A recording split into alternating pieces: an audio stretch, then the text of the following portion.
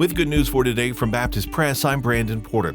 As the areas around upstate New York prepare to host the Winter World University Games in January, churches are preparing to serve. Scheduled for January 12th through 22nd, the World University Games is an international sports competition for collegiate athletes from across the world, taking place every 2 years in a different location.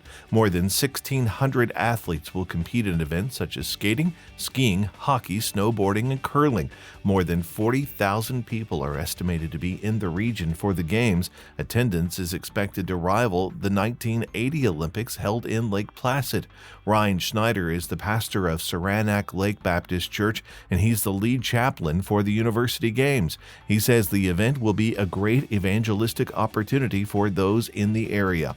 Much like the Olympics, competing athletes will be housed in 4 villages across the 4 geographical areas across the upstate region where events will be held.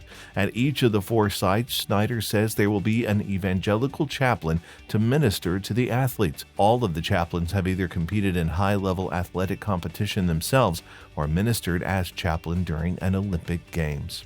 Shane Litchfield, the lead in Light and Sound's David Live, describes the role as universally relatable. But King David especially resonates with Litchfield, himself a songwriter, composer, and vocalist. Litchfield said he composed bits and pieces of the music throughout the production. It's being debuted at 7 o'clock Eastern on September the 2nd at Sight and Sound TV.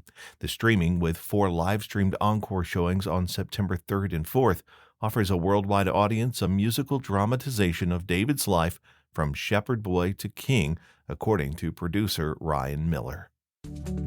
Good News for Today is made possible through our friends at the Voice of the Martyrs, a nonprofit organization that serves persecuted Christians around the world. Founded in 1967 by Richard and Sabina Wurmbrand, VOM is dedicated to inspiring believers to deepen their commitment to Christ and to fulfill His Great Commission, no matter the cost. Find out more and sign up for their free monthly magazine at vom.org/goodnews. Astounding stories continue coming from the eastern Kentucky mountains as residents enter the 4th week since the historic flooding that devastated the area. Volunteers from the Kentucky Baptist Disaster Relief and many other states continue to be the hands and feet of Jesus there in the mountains. Disaster Relief Director Ron Crow says 18 states are represented in DR work, including Alaska.